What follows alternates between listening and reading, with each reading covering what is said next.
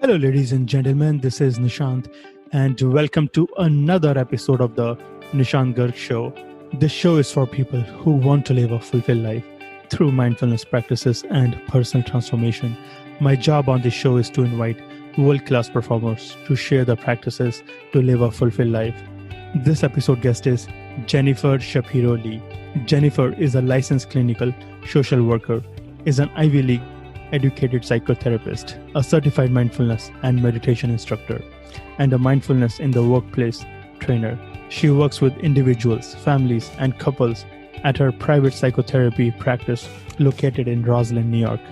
Jennifer takes a holistic approach to mental health, integrating traditional therapies with mindfulness, meditation, and self-care to help clients cope with life challenges and transitions. Her areas of specialty include depression, anxiety, grief, stress, life direction, and relationship issues. In addition to her therapy practice, she teaches individual and group meditation classes that leads to therapeutic retreats, corporate wellness events, and is a motivational speaker. Jennifer specializes in educating companies and organizations about mental health awareness. Jennifer was honored by the Long Island Press as a Power Woman in Business in 2019. In the same year, she was also recognized by the Long Island Business News as one of the 50 most influential women in business. And now let the episode begin.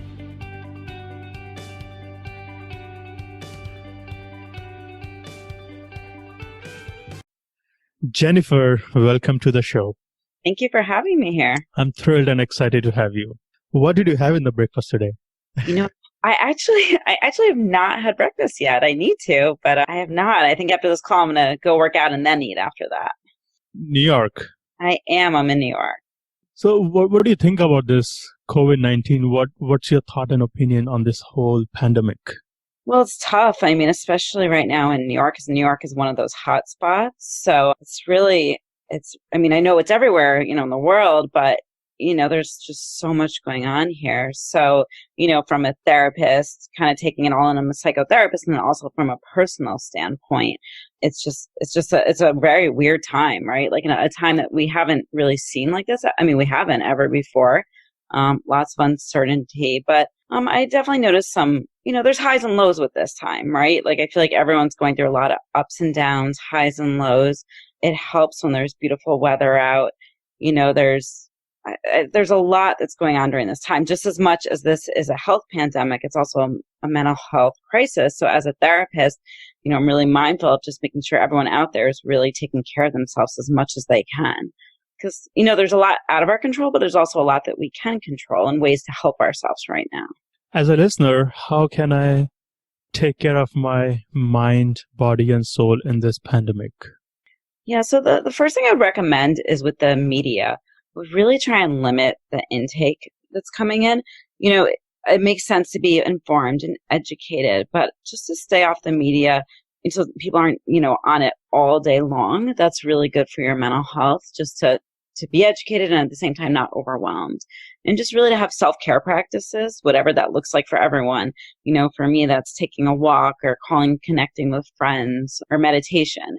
And so I always recommend everyone know what that looks like for them, what makes them feel good, whether that means going to a gym or, reading a good book or journaling. Just really right now to try and do what we can in moments to take care of ourselves, and even to write it down, because lots of times we can get into like an emotional mindset right now. So how do we write it down and have something in front of us? I'm telling all my clients to do that, where it's almost like on the fridge or wherever you see something every day, write down all the ways, the healthy ways that you can help yourself, and know that you can go to those during those times. And then also just to know as people, we're resilient, right? I'm telling people, think of hard things you've been through in your life and you got through it. What healthy coping skills did you use to get through those times? How can we apply those now? Because as much as this is going on for a while, it will pass and we'll find our new normal. We're not sure yet exactly what that looks like, but everything in life is temporary and does pass. Could you explain some of the healthy ways to deal with uncertain times? Yeah, sure. So I am also a mindfulness teacher. I'm a meditation and mindfulness teacher. So it's never been so important to try and be present in the moment. Because being in the moment right now, it's hard. Our mind can, when we go to the future and we have kind of these anxious, worried thoughts, which I know everyone is doing right now, lots of times we worry about things that don't ever happen. We go to our worst case scenario, which doesn't usually happen. So to ask yourself, if once you go there, like, for example, the other day I had like a little tiny sore throat when I woke up.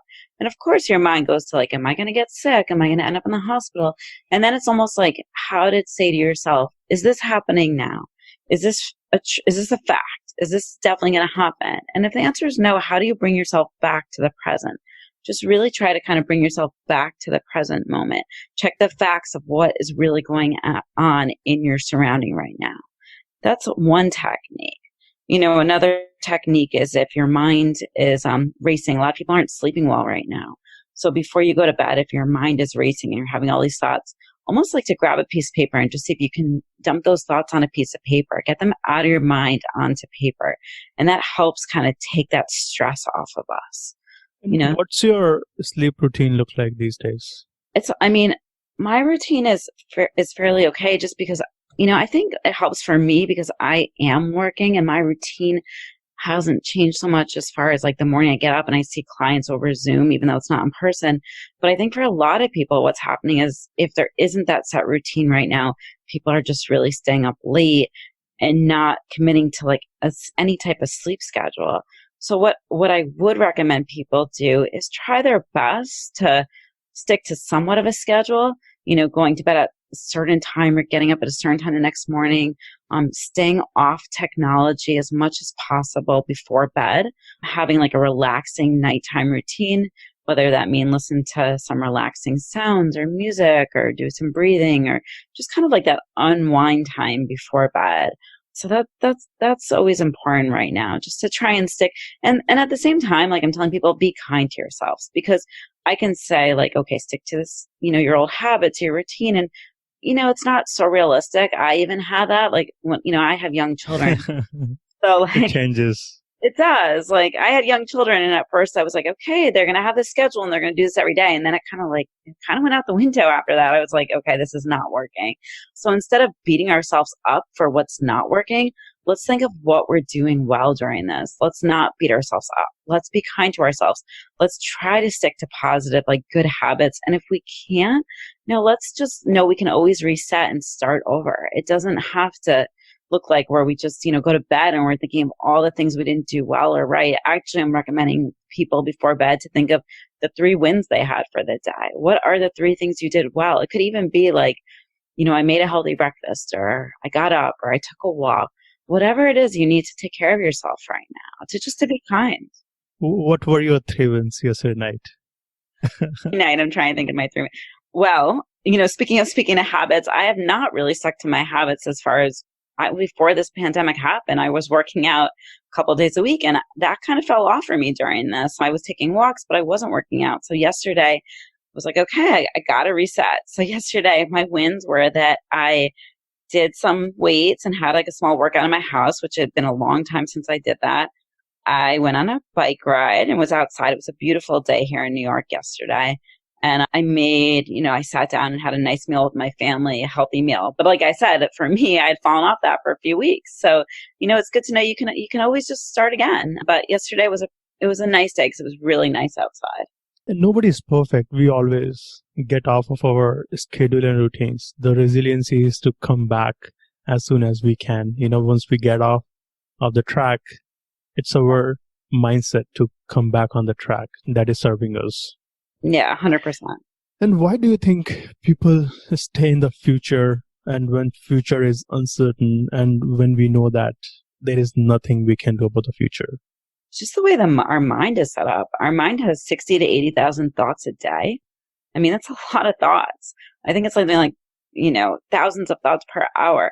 So our mind, we like to know the future. We don't like uncertainty. Just as humans, like we want to be able to kind of control things as much as we can. And the reality is like there's a lot we can't. So, but our mind does that when we're thinking of the future. Lots of times that's kind of stress, anxiety, things come up. And then when we're thinking of the past, sometimes, we can have regrets or sadness. I mean, I'm not saying always, but that's why being in the present is important to try to do. And it's very hard for people to do, to be in the present moment. But it's where we are. It's the here and now right now. And I think right now, being in a place where we've never been and we don't know exactly what day-to-day looks like, it's important to try and bring back to the future and the moments and what's going well in the present moment and what we can do in the present moment. Like I'm telling people, I've done so many speaking things lately where I'm on Zoom calls with a lot of people, and I'm saying, if you're on this call right now, you're safe enough and healthy enough to be on this call. Like, just to like bring ourselves back to the present, to tell ourselves like, right now I'm safe. Right now, I'm okay. Like to tell ourselves these thoughts to help bring ourselves into the moment.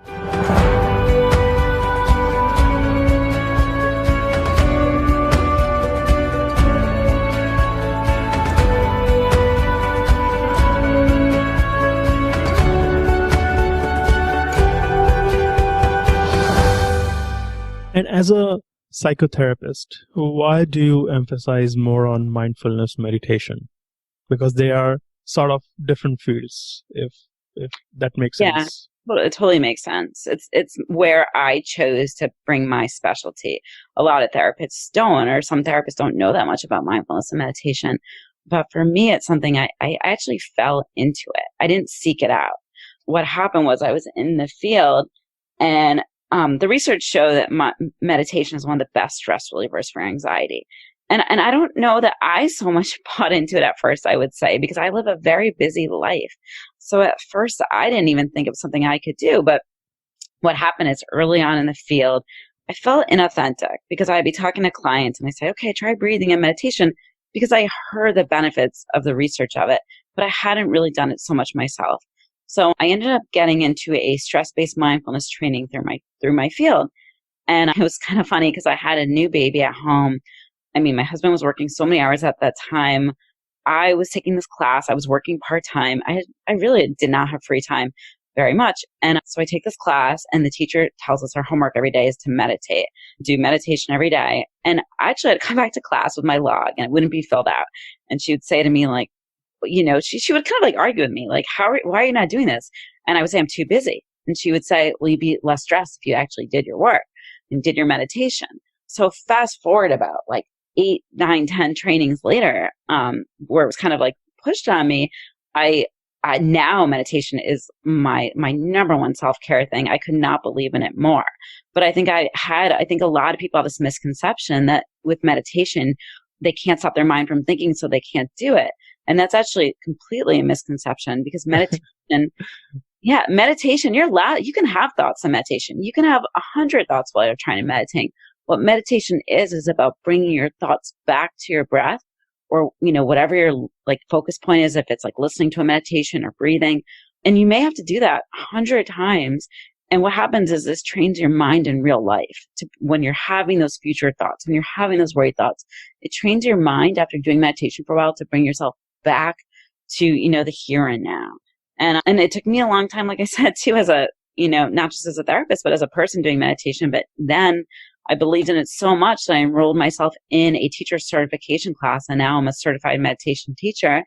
And then I went back a couple of years later and got certified in bringing meditation to organizations and companies. So I believe that much in it. And at first I would not say it was at all my go-to technique. What difference do you feel after you meditate? I just feel it's more relaxing to me. Like it's my go-to. I know that if I over time, meditation is a lot about consistency. So if you do like 2 minutes one day and 20 minutes 3 weeks later, you don't get much benefit out of it.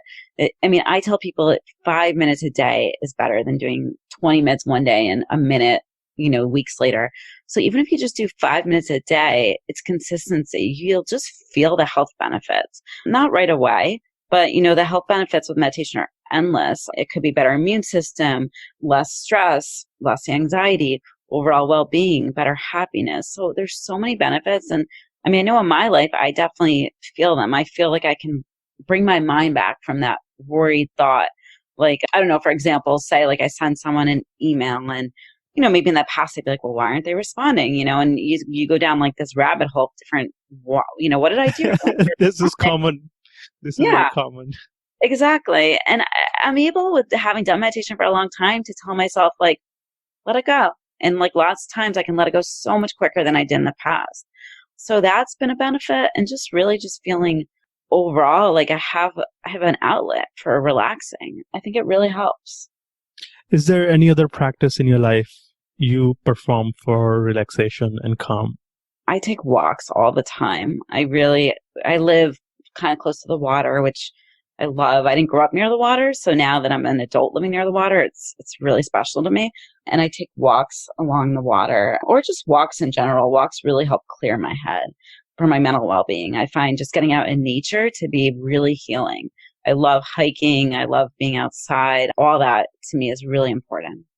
So after you have all these mindfulness tools and resources, what difference has it made in your therapy practice? Well, my therapy practice, it's been really great because I now have been in my office for about 2 years. I love my office. It was kind of my dream office, and I got it about 2 years ago after working so hard to get to this place. And in my office, I have a meditation studio as well. So I have a therapy room and then a room I can use for meditation. And, I use it in different ways. Like I recently just got done leading an 8-week mindfulness stress reduction based program where I had a weekly group in my meditation office. And then other times I'm just in my therapy office and I'm working with clients and I'm including, breathing techniques in their therapy or including mindfulness techniques they can use. And I've seen big differences. I've seen clients I've had clients come out of the hospital after suicide attempts and, a couple of years later having practiced mindfulness techniques amongst other therapy techniques and, really taking care of themselves, doing really well. So I've seen transformations happen in people's lives, and I really believe it can. That is very powerful. And as a listener, if I'm going through any struggle or any mental health problem, should I go to a therapist or should I go to a mindfulness-based teacher? I recommend starting with a therapist. I think therapists are highly trained in mental health, and I think that that's important. But I do think if you're interested in mindfulness, then what you could do is look for a therapist who does mindfulness. And therapists will have their bios out there, their websites. Psychology Today is a resource where you can put in your zip code and look for a therapist. And you just look for what therapist speaks to you. So like usually therapists have information about them. And if you're looking for a therapist, read about them. And you'll find someone that speaks to you, because therapy is all about the relationship.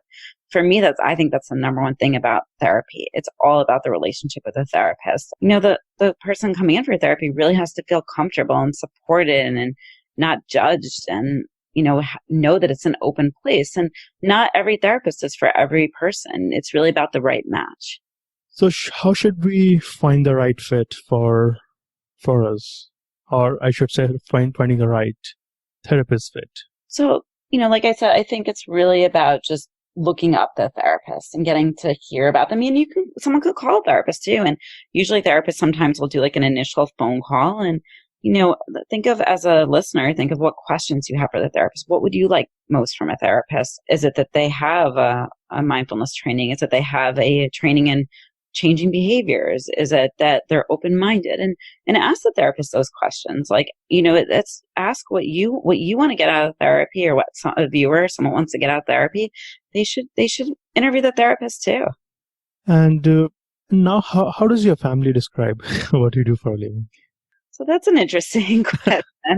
Yeah, that's okay. So it's funny because my kids, they're 9 and 7, and I wouldn't say I've been working and trying to get them into the meditation thing, and it's a rough battle, to be honest. When I go to teach a meditation at my daughter's school or at her Girl Scout troop, she's all into it because the other kids are. But at home, I'm trying to work it in, but they've been a bit resistant to pick it up. So, my husband does not meditate at all, which is, it's really not his thing. But, but he has this thing where he's super dedicated to working out. So everyone has their own self-care techniques. But I think my daughter has really picked up on the fact that, I have such a I'm a healer. That's like what I feel like I do. And she has the same, I've always had really strong intuition my whole life. And that's really what I go by most as a therapist.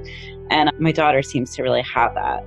And it's nice. Like she's just warm and she's kind and she's open and caring and really cares about what other people are going through. And she has those like special qualities. So if somebody doesn't want to meditate, how would you encourage them? Well, I think a lot of it's also about education. I think people maybe are misinformed a bit about meditation. I think it's just being open to giving it a try. Like I said, a lot of people have this view before they even start meditation that they just can't do it because they feel that they can't stop their mind from thinking. So I think it's really about just being open. I believe that we grow from stepping out of our comfort zone. And a lot of people, people have difficulty stepping out of their comfort zone. But if you're willing to be open and try new things, you never know what can happen.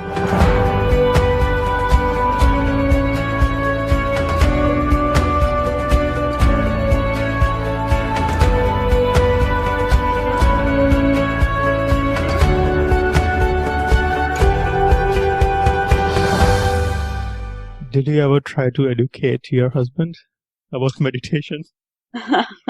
Well, I have. I don't know. One day, maybe. We'll see. It's a work in progress. Yeah. But I do think about my husband, which is great, is that he really has his strong self-care techniques, which he commits to. So maybe meditation isn't for every person. I mean, I know it helps and I believe it and I know it. But, if someone else has their practice that helps them, then good for them. Like if that means, working out or running or whatever it is that makes them feel mentally well and good, and then that's great. Yes, meditation is one of the practices, and if someone has other practices to work on their emotional, mental, physical well-being, that's fine. You don't have to do meditation. And I personally didn't do any meditation up until 3 years ago. Now I'm a consistent meditator. Yeah. And when I was 9 or 7, I did not know about meditation, whether any meditation exists or not. Right.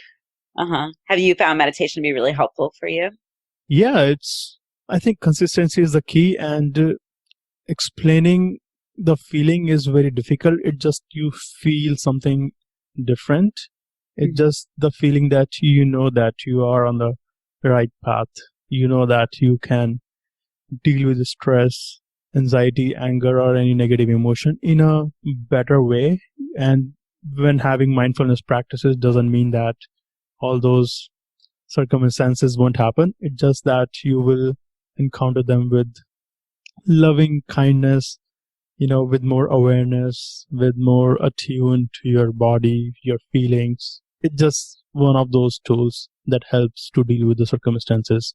And in the current situation with coronavirus, we can't change what is going on around us, So it helps to reduce some sort of stress and anxiety. I think something you said was important, that we're going to have our feelings, right? We're going to have our feelings of overwhelm or sadness or frustration, and just to be kind to ourselves, that everyone has feelings. That's part of living, is having feelings. So it's just a matter of like knowing that you have those feelings. And then also when it gets to a point where you feel like, I don't know, it's not serving you well. Maybe if, like, for example, with this virus thing, if people are feeling down and staying in bed for days on end, like then when it's not serving you well, what can you do to help yourself, right? Like, so that means like knowing that, you got to take care of yourself too. So we're going to have our feelings, but then how do we at some point distract from them? Or, how do we at some point make ourselves get out of bed and do the things that make us feel good? So it's all like that balance of being kind to yourself, having your feelings, and then having techniques to help yourself with them.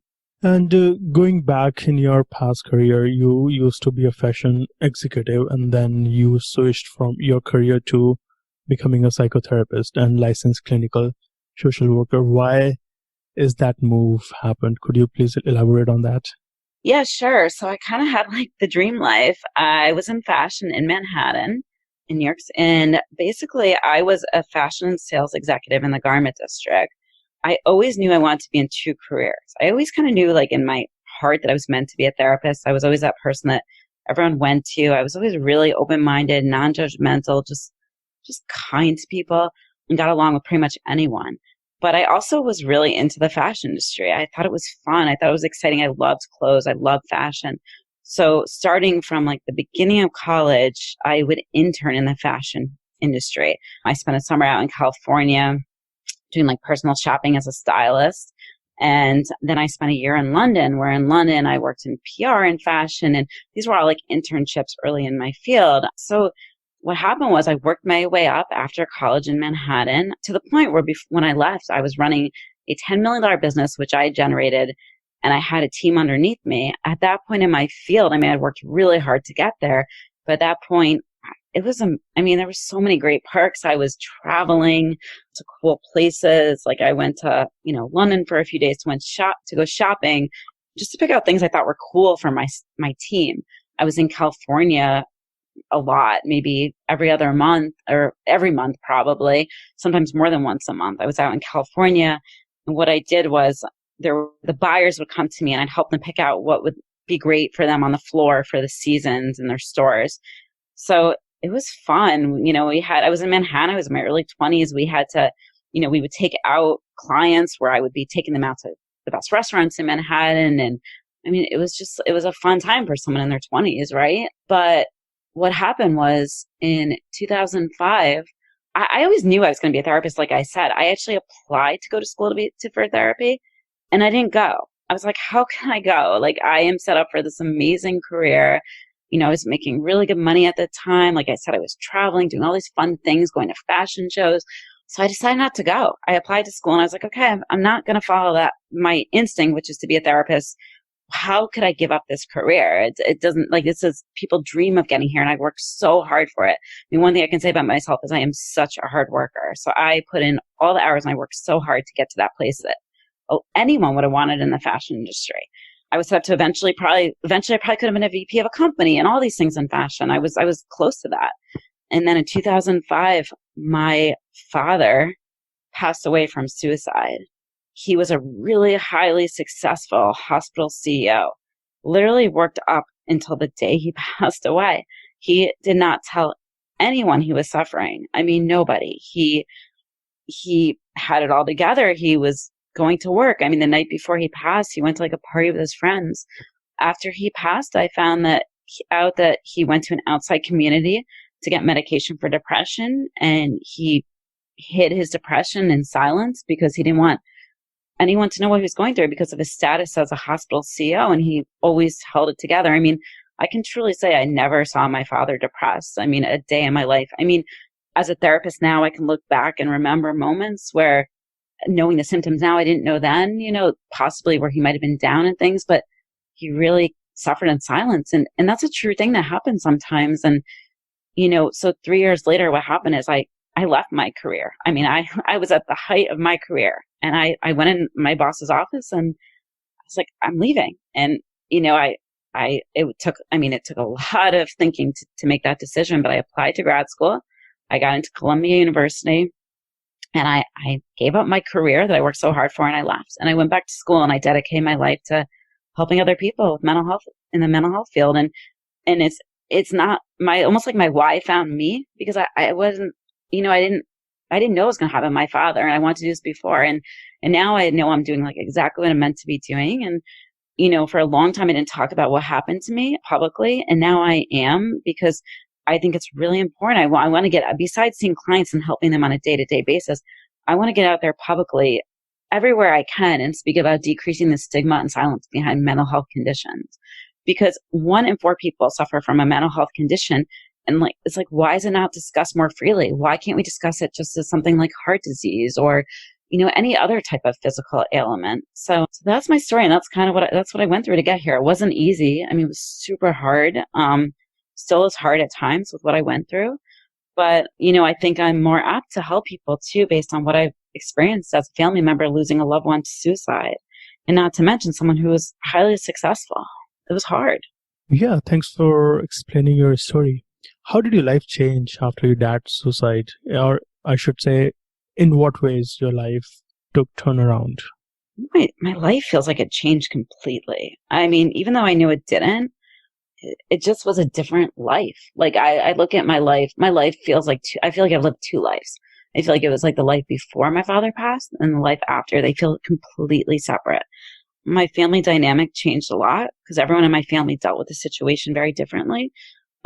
So it's hard when you're used to a dynamic of 4 people and you have your way. When something changes, and that's like any family that's going through grief or a loss, it completely shifts. And it's hard when people are all dealing with it differently. However, I'm really close to my mom, my brothers. So I'm happy for that. But it just has made me look at life very differently, kind of wanting to live my life to the fullest, to do everything possible, to know that life can be short, that's one way.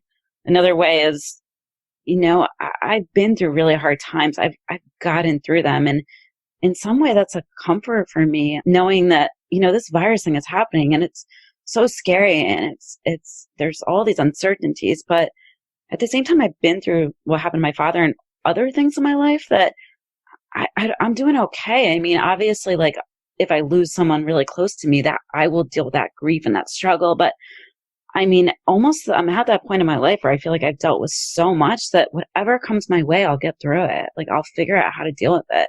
And I'm not saying that's easy. That takes a lot of work and it's a long road and it's not easy and it's not fair and life isn't always fair, but I've persevered through what happened to me. And I mean, I'm okay. I wouldn't say I can say I have my hard times, but but I also work really hard at that. I don't think it's easy to just get through things and be like, okay, I'm okay. Like I put in all the work I could to get through and be where I'm at today.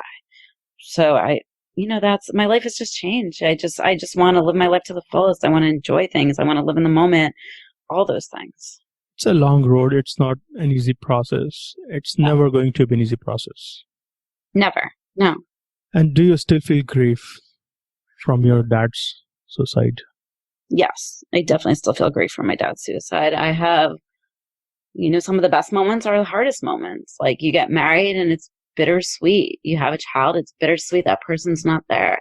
There's moments where I have, it's like I have successes and I would have wanted to share that with my father. So there's always grief. I think I'm going to have grief the rest of my life. There's always that missing void.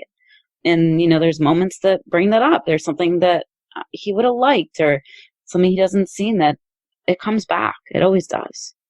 But and a lot of people, including my mom, that I'm okay to speak about it in this conversation, that my elder brother died 6 years ago due to blood cancer. In just 2 months, he passed away, and my mom is still having that grief process. She's not able to come out of that. And I would like to ask you, as part of your therapy practice, you also speak to patients who are going through loss and grief. So how do you deal with those patients, or what practices do you have with them, considering the fact that you still feel grief in your life from your past? Yeah, sure. I mean, loss and grief, I deal with people with loss and grief all the time. And I actually feel that I'm better at it because I understand it. So, I am very able to separate my own experiences in the room with clients and make it about them. I really have that capability where I can do that.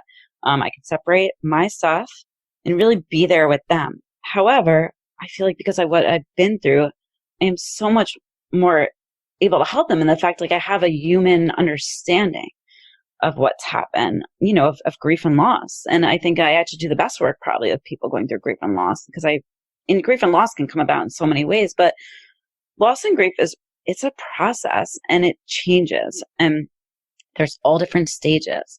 So the stages of grief and loss are denial, kind of feeling like it doesn't seem real. How did this happen? Even though it's real.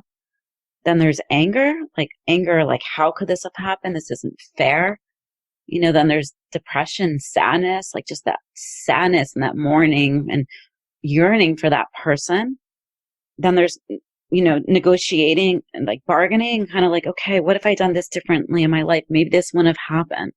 And then there's acceptance. And acceptance doesn't mean approval. That's not what it means. It means it happened and you can't change it. So you almost have to accept the new normal you have. So those are all stages of grief, and they all come and go, and they come in different phases. So anyone really going through grief experiences those. And, you might think the anger is gone, and then you might have a moment where it comes back. You might feel like, okay, I'm not sad. I'm waking up every day and I'm not sad anymore. And then 2 years later, you have a moment where you're really sad, and that's okay. That's normal. Our grief just shows how much we loved at the same time. We're not going to be grieving for someone if we didn't love them, and loving them is really important. So So what you're saying is this thing is never going to be ended. It's just when we have all these processes, we can, when we feel sad, when we feel grief, we can always come back and feel it and let it go. We don't have to live with that sad emotion all the time. Right. I mean, I definitely think time heals. I will say that. Those phases do come and go, but time definitely heals. So over time, the intensity of it changes. The intensity does change. I mean, there's moments, like I said, there's moments where you might be someone might be triggered, and that intensity feels really tough in those moments. But the severity, the intensity, all that changes, and time does heal. And I'm not taking away from how significant the loss is, but people do go on and have other positive things that happen in their life as well. What do you think is the most difficult thing for people in this grief process? I mean, I think that looks different for everyone, right? I think it really looks different for everyone. It's hard for me to say, but I mean, what I can recommend is just getting help if the coping mechanisms aren't good, because of course, sometimes people cope with, alcohol to numb feelings, or, that's just one example of many that aren't the most healthy techniques. So when the techniques get unhealthy, then I encourage people to that point, really reach out, or even beforehand, just reach out for help if you need it. What my new mission in my field is, like I said, to decrease the stigma behind mental health issues. So if someone needs help, there's no shame in asking for help. I know sometimes people want to feel like they can do it all and they don't need help, but it's okay to ask for help. Everyone needs help once in a while. It has no reflection of how strong someone is, or, it's just, we all need help once in a while, and that's okay. And according to you, what makes a good therapist? Just according, it's your belief. Just not being judgmental. Don't be judgmental. I just think therapists should really be mindful of their own judgments. I mean, listen, every single person in the world is human and has some sort of judgment somewhere, but really, when someone walks in my door, I am with them where they're at. And I mean, I'm one of those people, you could tell me anything, and it just, I'm used to hearing anything, and it doesn't faze me. But just be mindful of judgments. Everyone deserves a chance, and people make mistakes, and people deserve chances, and people deserve to be looked at as humans, and have people be open towards them, and all those things. So just really to be kind and caring.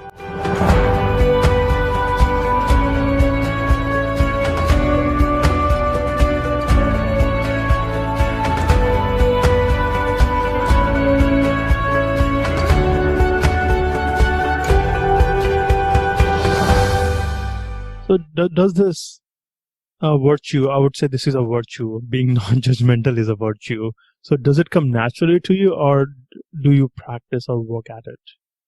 I think overall it's come pretty naturally to who I am, to my being. I mean, but do I have moments of judging? Yeah, of course. And I, it's funny, I almost judge those closest to me. I judge those in my household. I want something a certain way in my house. My husband's always like, why are you so non-judgmental of everyone in the world except your, me and your family? And, it's because in my house, I want things a certain way, but, out in the world, yeah, I think I've always been pretty non-judgmental. I mean, I'm one of those people that I've worked with everybody. I've worked with every type of population, and I've worked with populations that are extremely different from myself and the way I was raised. So I think I have an openness to that. And I've just really been able to get along across everything. I've been able to get along with people in my life across socioeconomic, across races, across, diversity. I mean, all those things. So I've really been able to, that's just who I am. I mean, I don't think anyone's less than or better than. We're all just people. We're all the same. Maybe I can learn some non-judgmental practices from you. Okay. So since we are talking about grief, so when we have grief, there is always positive emotion. When we are sad, we are always excited. There is always a positive emotion. Negative emotion cannot exist on its own. Then how do you define happiness in your life now? What makes you fulfilled? Well, I'll answer that. But one quick thing too about the judgmentalness thing. It's also a work in progress as well for everybody. So I even have clients who actually track how many times they're judgmental towards other people because like it's something they need to work on. So just like you meant, judgmentalness is also something people can work on and improve on. And that could look at judging their self or other people. And I remember this saying from Brené Brown that when we judge somebody in one area, it means we are most vulnerable and shame about it. 100%. Our people's judgments are a reflection on themselves, not actually on the people they're judging.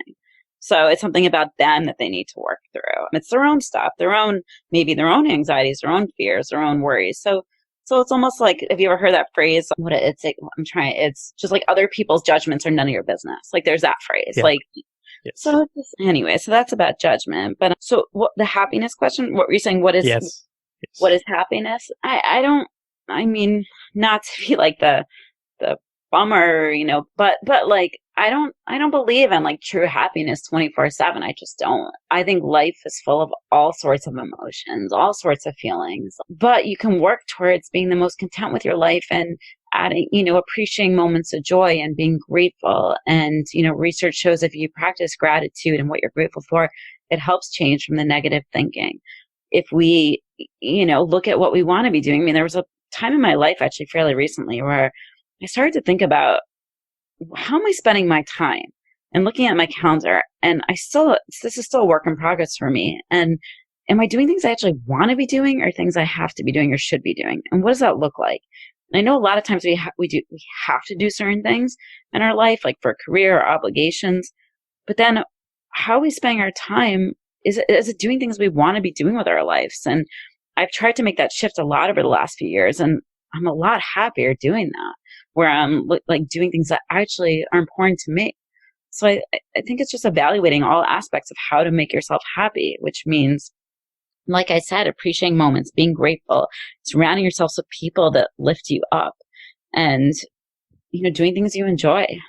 And these things are very simple, and still people struggle with that, because finding gratitude in whatever we are doing in life, and because our mind always seeking for negative things, needs for survival. So when we are in a gratitude state, we can focus on things that we have rather than things that we don't have.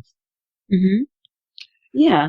I mean, it helps to just almost write down sometimes things you're grateful for. In the morning, if people who have a gratitude practice, I mean, it's just research. It shows that they fare better in that. So if you write down in the morning a couple things you're grateful for, and like I said it before bed, write down a couple things you did well during the day. That just helps. And I'm not saying there won't be negative emotions that come up. There will be, but at times. But it's a work like anything else, something you have to work towards. And is there any conversation from your life? Do you remember? It could be one conversation or multiple conversation that has impacted you positively in your life. Trying to think. It's a hard question. Well, my brother is someone that I really admire. He's my best friend. And, I really admire him because he does not care what people think. From the time he was a little kid, he does what he wants, but like in a way, like he shoots for the stars. Like my brother has these goals and he reaches every single one of them, and every single one of them, like more so, like meaning like he wanted to start a business and now he has like 10 businesses. I mean, he was interested in flying, and then he like went on to get his flying license and all these different planes, and now he flies all over the world. I mean, my brother, what I would say is he doesn't follow the crowd. He does what he wants, but he does what he loves. He does what he enjoys, and he's a super hard worker, and he's super successful, and he works towards everything he has, and he just lives life to the fullest, and I really admire that about him. And that's where happiness lies, when you do the things you love and you're passionate about. Yeah, I mean, he's never had, like, people have all the time look at him and are like, what is he doing, this kid? And like when he was young, and he just like beats to his own drum, and you know what? Like, good for him. He's accomplished so much, and he just makes me really proud. And, I always am inspired by him. That's a great story. And what are you most proud of in your life? Most proud of? I'm proud of my kids. Like I love my kids and I'm proud of them and just watching them grow and seeing who they become. And I'm excited for them just to have the opportunities in the world and hope that they're true to who they want to be and they find their own happiness. And I just want them to be them and be what makes them what they enjoy and go after whatever they want in life. Can I ask you some questions regarding parenting? Mm-hmm. Yeah. I'm not a parent yet, but I'm having these questions popping up in my head right now. What makes a successful parent? I don't know. I don't even know if I can answer that question because parenting is really hard. So I think parenting is really tough. And I think a successful parent is just doing the best you can. At the end of the day, no parent is going to parent perfectly. It's not possible. Every parent's going to make mistakes. It's just about doing the best you can and just loving your child. I mean, that's most important, just being loving and caring and doing whatever you can for your kids. Do parents judge their kids? Oh, yeah, 100%. Parents totally judge their kids. I mean, I talk about how I'm not judgmental, and I told you I struggle the most with judging in my own house. Yeah, they judge their kids because certain parents, they just want the best for their kids or have expectations for their kids, but there's also that fine line between letting them be them and who they are. So it's a hard thing because I think like ultimately you just want, if you see your kids going down the wrong track or doing the wrong things, yeah, you're going to judge. But at the end of the day, just helping them when they're independent, they can do the best they can too. But no one's perfect. Kids are going to make mistakes and so are parents. I love what you said, letting them be what they want to be and making them independent and not spoon feeding every single thing. Right. Yeah. And then what makes a successful child? I don't think there's an answer for that either. I don't think it's a successful thing. I think it's just let them be them and, have them learn through life's up and downs and, I mean, I don't think there's like a thing as a successful child. I think it's just letting them explore their interests, explore what, they like. And, I try not to push like a million things on my kids if they don't like it. I mean, I have an idea like, okay, let me have them do this and that. But at the end of the day, I just want them to do things that they enjoy, that make them happy. That's been an amazing conversation, Jennifer. And where can our listeners find you online? So my website is jennifershapiro-lee.com. And I'm on all the social media outlets. You can find that on my website, but Jennifer Shapiro-Lee Psychotherapy. Is for Facebook. And for Instagram, I'm on Jennifer Shapiro-Lee. And then I'm also on Twitter under my name and LinkedIn as well. So, and right now during this COVID time, I've been posting videos just to help people through this time. I've been doing free meditations. And where I'm going with my career is to be speaking all over publicly about decreasing the shame and stigma behind mental health issues. So hopefully there'll be a lot more to come on my sites about that. So, and I'm currently working on writing a book about that, which I'm super excited about. So that will be a work in progress, not out for a few years, but it's something that I'm really passionate about. And I will put all the information, all your social handles in the show notes. Okay, I appreciate it. Well, Jennifer, it's been an amazing conversation. I really enjoyed, and I hope our listeners will definitely learn so much about mental health, grief process, and learning more on the therapy process. And thank you so much for being on the show. All right, and thank you so much for having me. I really appreciate it.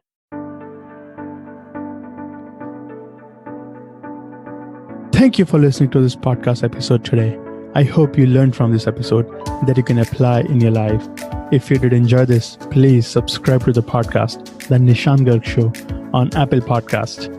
You can also subscribe to the show through my website, https://nishantgarg.me,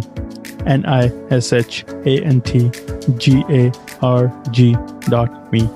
You can also share this podcast with your family and friends or whoever want to feel fulfilled. And thank you so much again.